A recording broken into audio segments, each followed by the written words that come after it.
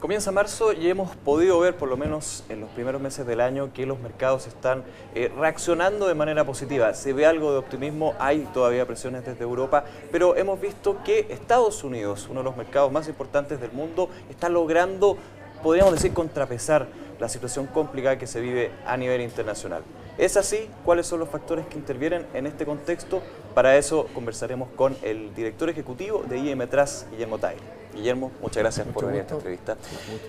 Bueno, de hecho, hacer esa primera pregunta, ¿es Estados Unidos actualmente un contrapeso de la situación complicada que se vive en Europa, de las señales de alerta que se prenden constantemente en China? La verdad es que Estados Unidos ha sido históricamente, desde hace bastantes años, el contrapeso de la economía mundial. Es la economía más fuerte del mundo y tiene un motor de desarrollo y crecimiento bastante relevante, que justamente lo que hizo temer mucho por el desenlace de toda esta crisis hace no mucho tiempo atrás era justamente que Estados Unidos no pudiera salir y se quedara estancado con sus problemas de endeudamiento y de ineficiencia. Tiene una gran ventaja, que es que maneja su propia moneda. Maneja su propia moneda porque usa el dólar, tiene política monetaria, no tiene la complicación de Europa, de varios países usando una moneda común y teniendo que ponerse de acuerdo respecto de cómo van a actuar con respecto a la moneda de uso. Se ha demostrado también que es como el sistema de moneda única que funciona, porque claro, con el euro vemos que no ha sido así. Claro, aquí tener una política monetaria común, unificada, como puede ser, podríamos hablar de los estados federados de Estados Unidos, que son distintos estados. Si uno se imaginara a Estados Unidos hoy día con distintos estados manejando política monetaria diferente, con una moneda centralizada, sería un problema, pero eso no es así y tiene una capacidad de manejar. Tiene la Reserva Federal que maneja niveles de tasas de interés bajos en un mundo en que hay mucha liquidez y por lo tanto permite que el dólar se adecue a los valores que le permiten llegar en forma competitiva a exportar a los mercados. Entonces es una economía flexible, una economía que está con mucha liquidez, que al mismo tiempo está beneficiándose de tasas de interés muy bajas y que todas las señales que se han dado es que se van a mantener bajas por mucho tiempo y por lo tanto empieza a reactivarse y a generar algunas señales más, no sé si llamarlo optimismo, pero al menos no de colapso, que es lo que teníamos incorporado los precios hacia finales del año pasado. Que también está el fantasma del 2008, que ha estado ya varios años claro, dando vuelta y por lo menos ahora como que se comienza a disipar. Guillermo, también dentro de este contexto donde vemos cifras que repuntan como en el empleo, como en el sector inmobiliario, las grandes trabas, por supuesto, de la economía estadounidense, el mercado estadounidense está mostrando variadas oportunidades, porque claramente ha habido una caída importante de acciones muy importantes. ¿Cómo ves justamente esto? ¿Hay un repunte de la bolsa estadounidense en este punto? Bueno, la preocupación de estas cosas, y aquí uno se da cuenta lo valioso que es la estabilidad en las políticas de inversión de las personas, incluso de los inversionistas institucionales, es que los mercados se han vuelto muy rápido, porque en realidad inversiones que podían estar muy atractivas a principios de este año, en 2 meses nos hemos quedado a lo mejor ya con el nivel que algunos sostienen que a lo mejor ya subió mucho. Claro, y en ese sentido hay acciones baratas, podríamos decir, que hace 2 años eran totalmente distintas de la situación. Claro, yo creo que uno puede mirar, hoy día ya hay que mirar en forma selectiva, el concepto de que el mercado estaba barato fue la lectura que se hizo a principios de año y fue lo que provocó que haya habido las correcciones que hubo en los primeros 2 meses y que hoy día ya tenemos un mercado en niveles que para algunos puede volver a ser de nuevo señal de que hay que tener cuidado porque es demasiado rápida la apreciación. Yo tendería a pensar de que este va a ser un año con algún grado de volatilidad relevante.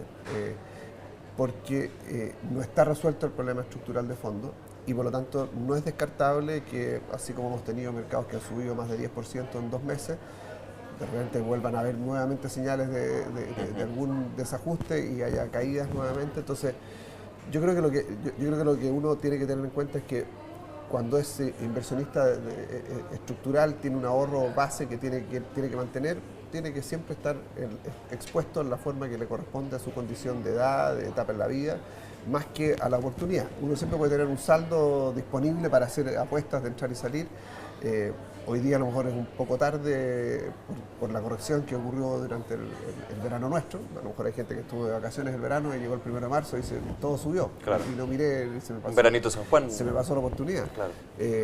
Pero yo creo que todavía uno tendría que hacer una búsqueda selectiva de papeles individuales que pudieran estar todavía en condiciones de no haber participado de la corrección al alza que ha habido en estos 2 meses. Guillermo, ¿cuál es tu opinión de los movimientos, las señales que ha dado la Reserva Federal estadounidense? Hablemos de señales por carencia de señales, porque generalmente, y justamente en ese contexto de alzas en el mercado estadounidense, cuando hemos escuchado a Ben Bernanke comentando y muchas veces descartando un nuevo programa de expansión monetaria o un cambio en las normas monetarias, esto como que deja mucho la duda que si la Fed está haciendo o está tomando un curso correcto en el contexto que vivimos. Yo creo que hay 2 cosas que es importante tener en cuenta. Primero, una de las señales más potentes es que las tasas de interés se van a mantener bajas por mucho tiempo. La tasa de interés baja es una señal de acceso a capital, a liquidez para emprender cosas y para poder trabajar con inversiones más en renta variable con un costo financiero muy bajo. Esa es una señal potente que para el mercado es relevante y que es la que genera la liquidez y la abundancia de recursos para buscar oportunidades de invertir.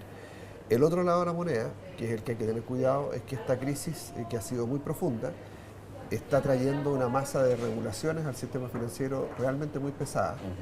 Y la gran duda para muchos es si Estados Unidos va a lograr mantener su eficiencia y su competitividad con la masa de regulaciones que le están imponiendo al sistema financiero, en gran medida por aprendizaje de lo que fue la crisis del 2007-2008. Regulación que finalmente se traduce en costos. Claro, y en separación de funciones, en restricción de muchas cosas que se pueden y no se pueden hacer, en mucho más requerimientos de información, que desde el punto de vista de darle más seguridad al sistema financiero son muy buenas. Pero desde el punto de vista de la agilidad con que ha tenido siempre la economía americana para levantarse y para salir adelante, son señales que generan algún grado de preocupación. Te llevo rápidamente a hablar, bueno, de un tema obligado, Europa, pero principalmente de en qué terreno está pisando Alemania, porque Alemania claramente tiene un peso político, las decisiones importantísimas, está claro, también tiene un peso de entrega de recursos muy relevante, pero ¿en qué situación está? Porque está dentro de una comunidad que claramente lo está pasando mal, pero hay algunas señales que se han mostrado de que Alemania está tomando un papel protagónico, pero en el punto de vista positivo. Claro. Yo creo que hay una cosa súper básica que uno puede hacerla mirando por la calle. La cantidad de autos alemanes que hoy día circulan por la ciudad de Santiago. Y normalmente los autos alemanes son autos de lujo. Claro. Y hay una sobrepoblación de autos alemanes circulando en las calles de Santiago. Y eso no es en las calles de Santiago, es en las calles del mundo. ¿Qué es lo que le pasa a Alemania en esta crisis? Tiene como un doble enfoque o manera de ver el problema. Por un lado, es la economía que está mejor manejada de la zona euro, es la economía que ha sido más eficiente en cuanto a su capacidad de mantenerse competitivo y producir bienes de capital muy sofisticados, de ser uno de los primeros exportadores del mundo. Y esta crisis de Europa le permite, al estar dentro del euro, trabajar con una moneda que se deprecia más o menos en el promedio de lo mal que le va a los otros países. Entonces, hoy día Alemania tiene una gran ventaja competitiva, que es que trabaja con el euro. Y al trabajar con el euro, puede seguir y sus productos son asequibles para el mundo entero y por lo tanto las exportaciones de Alemania han estado creciendo muy fuerte y por lo tanto hay empresas alemanas que le están yendo muy bien.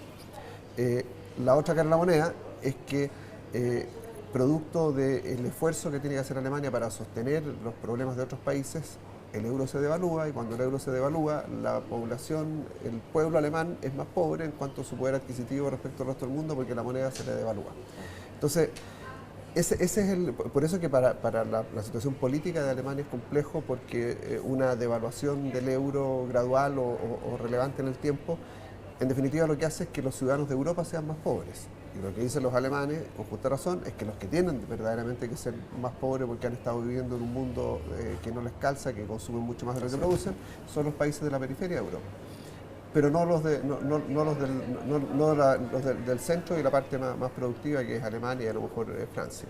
Entonces, tienen ese doble problema que políticamente, desde el punto de vista interno, es un conflicto, pero desde el punto de vista de las cifras macro es una situación tremendamente conveniente. Y desde mi punto de vista es una de las razones por las cuales la bolsa de Alemania en los primeros 2 meses del año creo que es como 15% el retorno.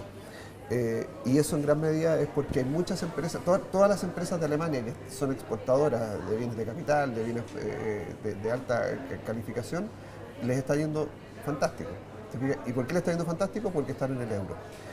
Si Alemania no hubiese estado en el euro en esta crisis, si hubiese tenido su propia moneda, habría sido el mercado de refugio, habría sido la moneda que todos habrían ido a querer tener, se habría apreciado su moneda muy significativamente, habría tenido una crisis en su industria exportadora, algo de eso le pasó a Suiza. Suiza tuvo un problema en algún minuto y tuvo que poner restricciones de capital. Por el hecho de ser refugio.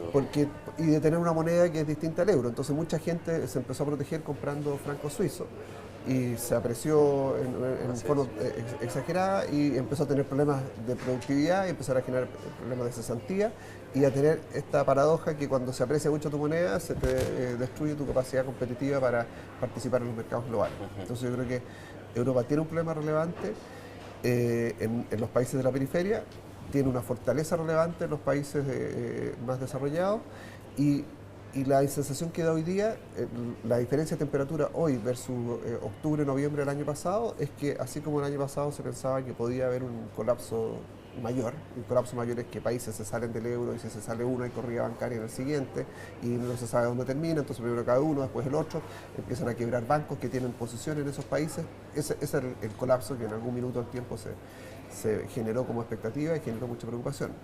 Hoy día la sensación es más bien de salir de a poco, que a lo mejor no va a haber un gran auge ni una recuperación rápida, va a durar muchos años el salir de este problema, pero lo que hoy día se está incorporando en las expectativas del mercado es que nos podemos quedar en esta situación más de ser capaces de sostenerla en el tiempo y yo creo que en alguna medida porque Alemania se da cuenta de que en realidad no es tan perjudicado en esta situación, sino que más bien tiene también una parte muy relevante de su actividad económica que se ve beneficiada por la crisis. Una cara positiva de la crisis del euro, entonces. Claro. Guillermo, brevemente, porque estamos un poco cortos de tiempo, la situación del mercado chileno. ¿Cómo ves al mercado chileno? Hay una bolsa que se ha logrado recuperar en estos primeros meses, por supuesto dentro de días bastante volátiles, pero ¿cuál es el contexto que estamos viviendo en el mercado nacional? Yo creo que lo que estamos viviendo en Chile es consecuencia de toda esta situación del mercado global. El mayor impulso que ha tenido el mercado en la primera parte, sobre todo este año, ha venido de inversionistas extranjeros,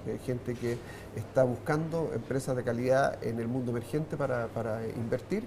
Y por lo tanto yo creo que lo que genera la primera parte de la recuperación del mercado es fundamentalmente porque los países emergentes con monedas estables que tienen un nivel de riesgo bajo se convierten entre comillas en refugios para las inversiones de renta variable del mundo y por lo tanto hay una expansión de los recursos y de la liquidez disponible para invertir en mercados donde Chile es uno de los atractivos en esa situación. La segunda vuelta, que es la que empieza a ocurrir a lo mejor en estas últimas semanas, es que el mercado del retail empieza a darse cuenta de que la bolsa ha subido y por lo tanto empiezan a volver los flujos a renta variable a través de los fondos mutuos. Y la industria de fondos mutuos empieza a mantenerse, a ser la que toma la posta y es la que ha estado comprando más en las últimas semanas. Y las AFPs quizás con una dinámica propia más estable y más estructural de largo plazo, haciendo transacciones en papeles particulares. Pero yo creo que el gran impulso que ha tenido la economía, la bolsa chilena, viene especialmente por la forma como el extranjero nos ve, que es un poco contrasta con la forma como los chilenos nos vemos. Porque si tú dices, el mercado nos está viendo bien, la verdad es que, y vemos la situación interna, lo que está pasando en las regiones, el ambiente un poco pesado que vemos en el mundo político, la verdad es que hay un contraste. Los chilenos estamos más pesimistas de nuestro propio destino que lo que la gente de afuera nos ve. De afuera nos siguen admirando, seguimos siendo el país por lejos más admirado de la región. Creo que estamos en el número 8 de los países con menor riesgo país del mundo. País seguro, claro. Entonces la verdad es que definitivamente el mundo nos está viendo de forma positiva y esto en el plano ya más anecdótico, a lo mejor para terminar, los extranjeros que vienen al Festival de la Canción de Viña, ¿qué le dicen al público? ¿Cómo admiramos este país? Ustedes no saben el ejemplo que nos dan, sigan siempre así.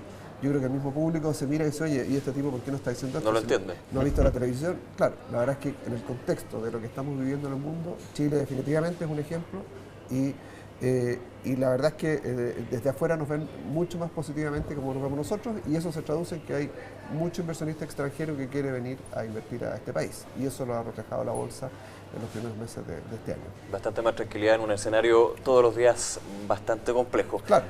Guillermo, muchas gracias por este análisis y esperamos contar de nuevo con tu presencia para seguir revisando en otra ocasión lo que está sucediendo, donde Europa, por supuesto, será uno de los focos de conflicto. Muchas gracias. Encantado, mucho gusto. Ustedes nos encontramos en una nueva entrevista de DFT.